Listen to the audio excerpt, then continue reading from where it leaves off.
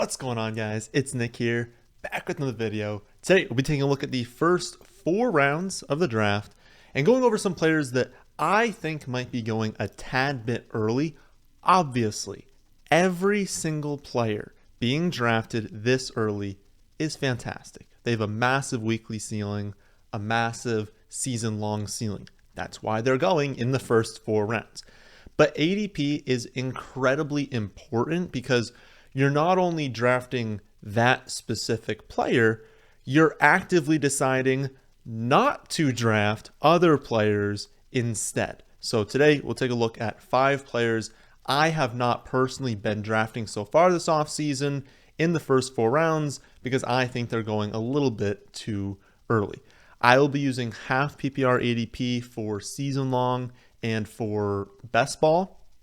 And I'll tell you each player's ADP on ESPN and then their ADP on Underdog, again, how that compares to my half PPR rankings and my best ball rankings. If you want to see any other scoring format, my take on them and all the other formats, league size, all that stuff, thefantasyfootballadvice.com. That's where you'll find all of the rankings. So, who's going too early?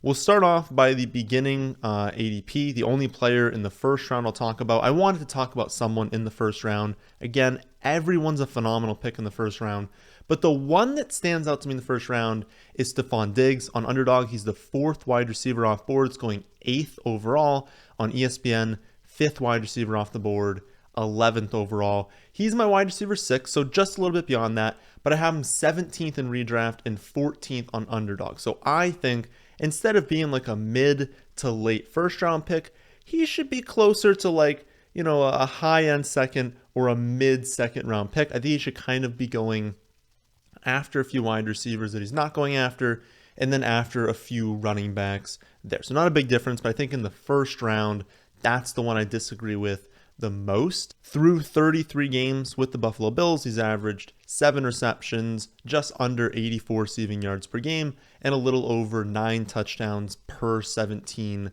weeks for an average of 15.1 half PPR points per game, which is usually top 5 production and kind of right in line with where he's going. But I'm just looking at the players going after him, and I really think he's being drafted at his ceiling. He definitely can't move up. I don't think anyone is going to make an argument that Jonathan Taylor, McCaffrey, Eckler, Henry, those are the top 4 running backs. I don't think you can argue Diggs ahead of any of them. And then I don't think you can really argue him ahead of Cooper Kupp, Jamar Chase, and Justin Jefferson. So taking him at 8, that is the absolute ceiling to where he can go. And it just feels so deflating to do that. And then you look at the names going after him: Najee Harris, Dalvin Cook, Adams, Kelsey, Mixon, Kamara, Aaron Jones, Lamb, Swift. It's like, maybe you don't want that entire list over him. I would be surprised if someone had him ranked last on that list. But those are 9 elite players that all do have a case for being drafted ahead of Stefon Diggs. And when we're thinking about your first round pick, I just don't want to be drafting someone at their ceiling, but it's kind of what it feels like you're doing with Diggs. The targets are going to be there: 166 and 164 targets in each of the last 2 seasons. But I think people are assuming that Beasley and Sanders leaving is going to have some massive impact to his ceiling, but they signed Crowder, they drafted Shakir, so they should pretty easily be able to fill what Cole Beasley left behind, and they can pretty easily shift Emmanuel Sanders' work over to Gabriel Davis, push a little bit more to Knox, to OJ Howard as well. And that's before considering, they spent a 2nd round pick on one of the best pass catching running backs in this draft class in James Cook. And it's not like I have him for like some tiny projection, right? I gave him a 26% target share, 29% of the receiving touchdowns. Those are not tiny numbers. And ultimately, those would set target and receiving touchdown records for him. So it's a good projection. He's projected for a lot of points, but the high end is so high for wide receiver this season. We've a lot of fantastic wide receivers. And given how important running back is as well, I can't see spending the 8th overall pick on Diggs. And I don't even think I'd want to really spend a first round pick at all on him. I really think he should be going more in like the early to mid 2nd round. I think that's a really good spot for him. And I'd also prefer to get players at value. If I'm projecting him in the 14 to 17 range, well, I'd prefer to get him in the 17 to 20 range, right? And that's just not going to happen given ADPs. And so he's not someone that I'd be going after. Next up, Deebo Samuel. He's the wide receiver 7 on Underdog, 17th overall. Wide receiver 6 on ESPN, 13th overall. He's my wide receiver 9, 20th on Underdog, 26th in redraft. So ESPN ADP, that one is really, really high in comparison to mine. Remember, 13th overall on ESPN. And he was fantastic last season. 1,400 yards, 6 receiving touchdowns on 18, I believe it was 18.2 yards per reception. And then another 365 rushing yards, 8 rushing touchdowns, wide receiver 2 behind Cooper Kupp.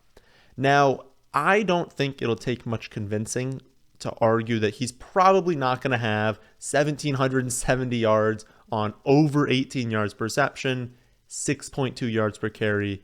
Again, that's probably not going to happen. He was incredibly efficient. Those are absolutely absurd numbers. But he's also publicly stated that he doesn't want to be used in that hybrid role anymore. And I don't think that means nothing.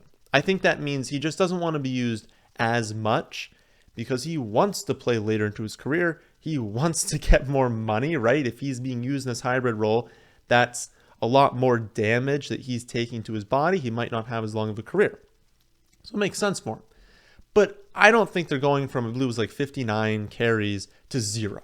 That is not going to happen. They're still going to use in that role. And so I gave him 37 carries. I think that's a very fair projection, dropping from 59 or so, upper 50s, down to 37. That feels fair. That feels like, okay, he doesn't want to be used that much. Let's bring him down here. And I also gave him a 24% target share, 21% red zone share of the receiving touchdowns.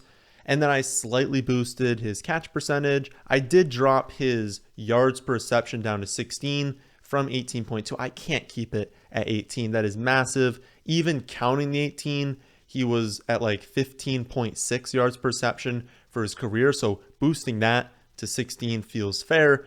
And also remember that busted play. I don't remember what week it was, but when he was just like standing there wide open on a busted play, take away that one catch and he's down to like 17.3, 17.4. So like a pretty big drop for one massive busted play. It was like an 83-yard receiving touchdown.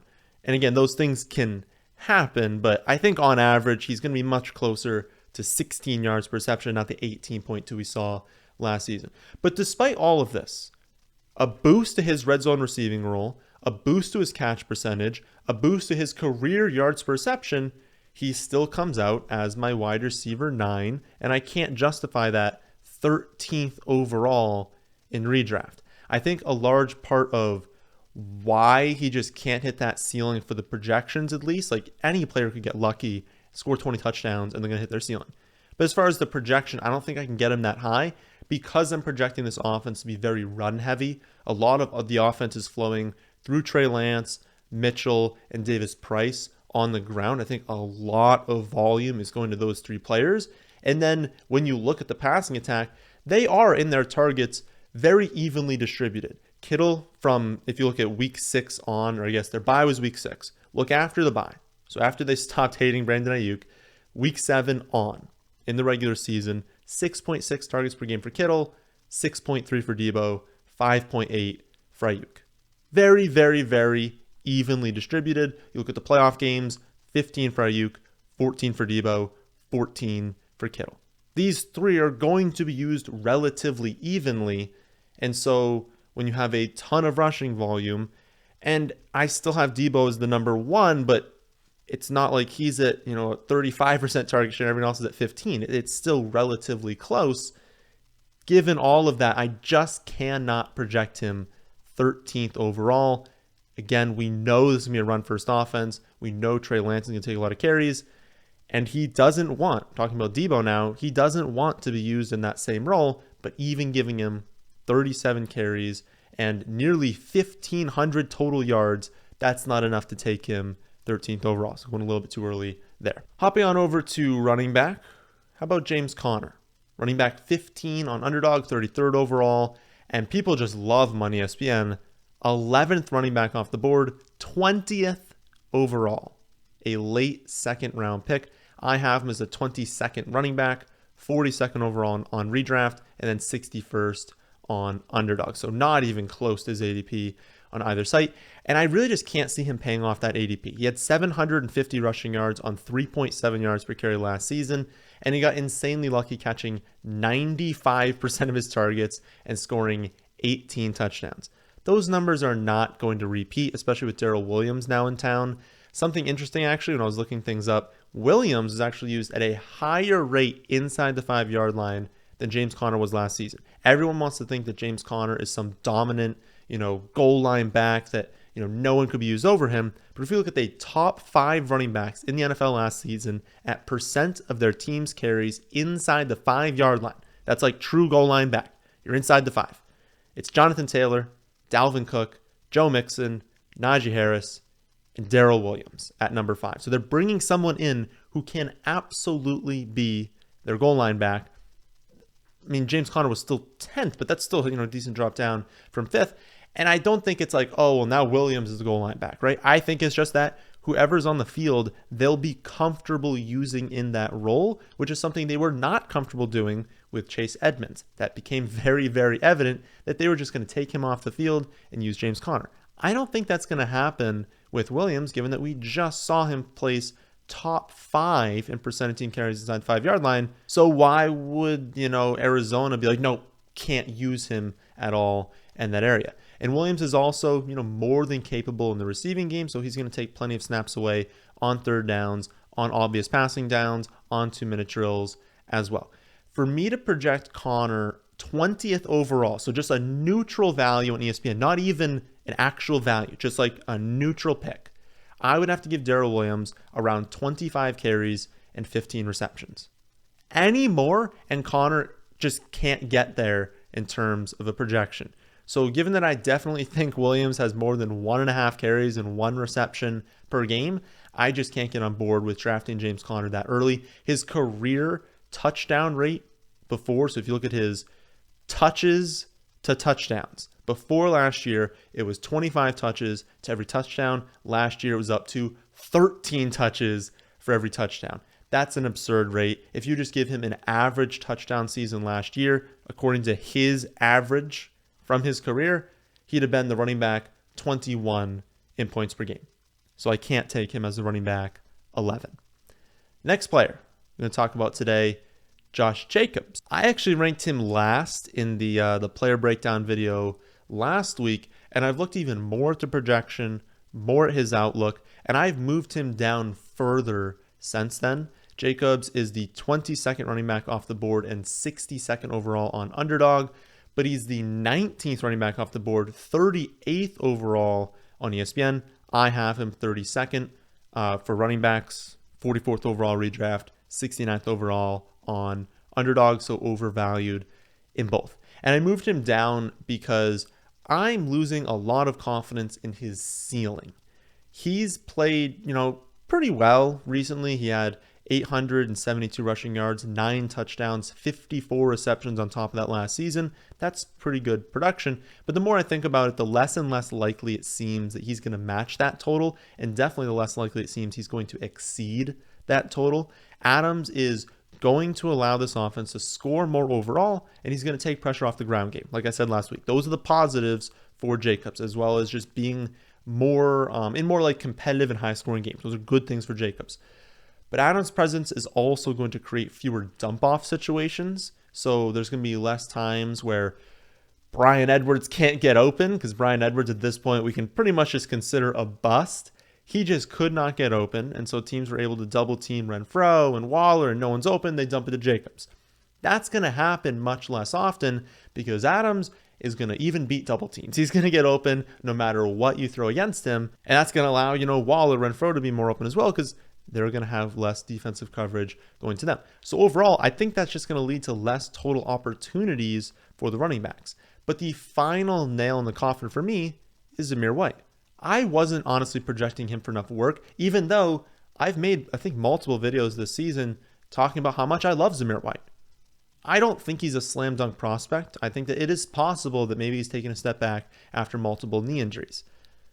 But he was like the number one prospect at one point in time. And he was still fantastic even after these injuries. And he talked a lot about how last season was kind of like the first year where he felt comfortable with the knee. Because remember, he had, I believe, 2 ACL tears. He never really like recovered from that for a little bit. And then last year, he was finally getting going again. This is a kid who was an amazing prospect before these injuries, still is a high-end prospect. And if he's going to get more work than Peyton Barber is, which I think he's going to, that's going to be bad news for Jacobs. And also, they wanted to use Kenyon Drake. They wanted to use Barber more last season, but those guys kept getting hurt. Drake was healthy through week 12. During that stretch, Jacobs averaged 12.3 carries, 3.3 receptions per game on 58% of the snaps. Then Drake broke his ankle in week 13, and from that point on, Jacobs was given 17 carries per game, 4 receptions per game, over 70% of the snaps. So 5.5 more touches per game. You bring back a healthy Kenyon Drake. You upgrade Peyton Barber to Zamir White. We might see Jacobs dip below 15 touches per game, something that we haven't seen before through his career, and that's going to lower the ceiling, going to lower the floor. And also, everyone's worried about Zeke. They're like, oh, Zeke's been less efficient. Zeke has decreased his production. Why aren't people really saying that about Jacobs? I mean, Jacobs been at 3.9 and 4 yards per carry the last 2 years. He's seen his rushing yards per game drop from 88 to 71 to 58 this last season. And then the Raiders go and they decline his 5th-year option. They draft a running back that has a lot of promise. We could definitely see Jacobs have a very disappointing season this year, get cut, not be on the team. I guess wouldn't need to get cut, just not have, a contract going to next year, and just be a backup for the rest of his career. Now, again, he's a high-end talent. I do think Josh Jacobs is a really, really good football player, a really good running back. And so he could absolutely blow Zamir White out of the water and produce like he did last year. But I feel like his ADP is assuming that that's absolutely going to happen. And it's not really accounting for the fact that Drake can take a lot of the receiving work, that the receiving work total for running backs could dip, and that Zamir White could take early down work. And we get to the point where you're sitting there like, can I even play Jacobs this week? That's a possibility, and a bigger possibility than most people think. And so his ADP is a little bit too early. Final player we'll go over today, Jaylen Waddle, which kind of hurts me because I really like Jaylen Waddle going into the offseason, but I haven't been drafting him anywhere. And I was like, why is this? I think he's a great player, a great talent. I believe in the Dolphins offense. Why am I getting none of him? And then look at the ADPs. He's the 15th wide receiver off the board on Underdog, 35th overall. ESPN, he's wide receiver 13, 34th overall. But I have him as wide receiver 16, 46th in redraft, 40th on Underdog. So there's really just been no situation in which he's been a value, someone that I want to get. And again, I love him. He's an awesome talent, and I like this Dolphins offense this season. But it's more just about the players being drafted around him.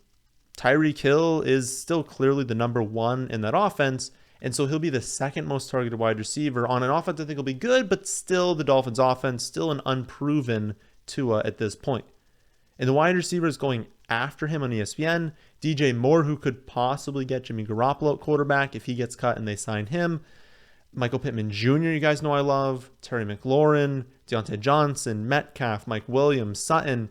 It's another situation of maybe you don't think all of those players should be taken ahead of him, but I'd be surprised if you ranked Waddle first on that list. I personally have Pittman, Mike Williams, and Sutton all over him, with Moore only a half point back. And I promise you, if Jimmy Garoppolo is the starting quarterback for that team, Moore is going to be ahead of Jaylen Waddle.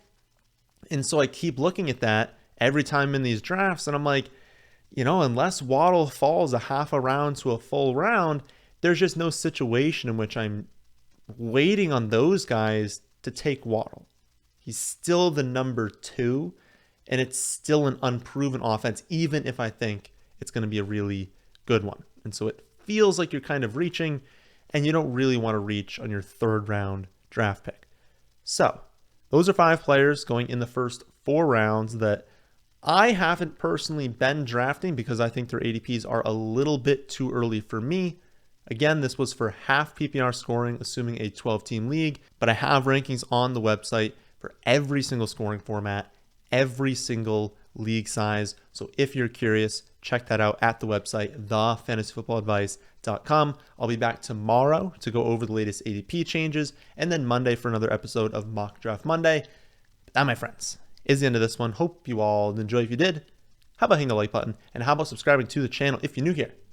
Thanks for watching.